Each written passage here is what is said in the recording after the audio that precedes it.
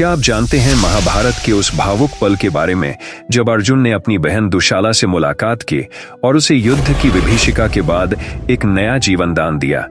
महाभारत की कहानी में कई ऐसे पल आते हैं जो दिल को छू जाते हैं, लेकिन कुछ किस्से इतने खास होते हैं कि वे हमें सोचने पर मजबूर कर देते हैं। आज हम बात करेंगे अर्जुन और उनकी बहन दुशाला की उस मुलाकात की जो कुरुक्षेत्र युद्ध के बाद हुई। युद्ध समाप्त हो चुका था, कौरवों का विनाश हो चुका था और पांडवों की जीत के साथ ही युधिष्ठिर का राज तिलक हो गया था। लेकिन युद्ध के घाव इतने गहरे थे कि वे वर्षों तक सभी को कचोटते रहे। ऐसे में अर्जुन एक विशेष अभियान पर निकले थे, अश्वमेध यज्ञ के लिए, जहां उन्हें दूर दूर के राज्यों को युधिष्ठिर की अधीनता में लाना था। अर्जुन अपने घोड़े के साथ उत्तर पश्चिम की ओर बढ़ रहे थे। वहां उनकी मुलाकात किसी और से नहीं बल्कि अपनी सगी बहन दुशाला से हुई। दुशाला जो जयद्रथ की पत्नी थी और जिसने अपने पति और भाइयों को युद्ध में खो दिया था, अब गहरे शोक में थी। दुशाला का हाल उस समय बहुत दुखद था। वह अपने पति जयद्रथ के वियोग में थी, जिसे अर्जुन ने युद्ध के दौरान मार डाला था। इसके अलावा उनका बेटा, जो अब सिंधु देश का राजा था, भी अर्जुन के हाथों पराजित हो चुका था।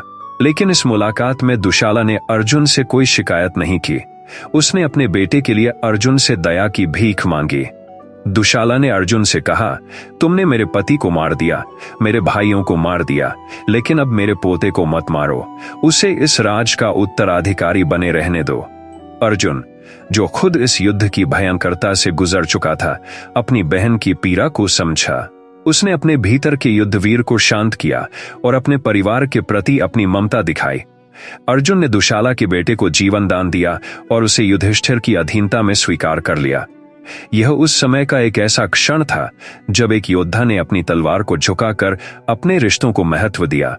इस भावुक मुलाकात के बाद अर्जुन ने अपनी बहन को दिलासा दिया और उससे वादा किया कि उसके परिवार को भविष्य में कोई नुकसान नहीं होगा। अर्जुन ने सिंधु के राजा को क्षमा कर दिया और अपना अभियान जारी रखा।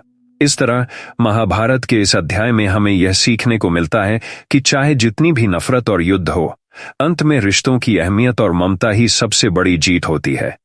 दोस्तों, अगर आपको ये कहानी पसंद आई तो हमारे चैनल को सब्सक्राइब करना न भूलें और जुड़े रहिए हमारे साथ महाभारत के और भी दिलचस्प किस्सों के लिए।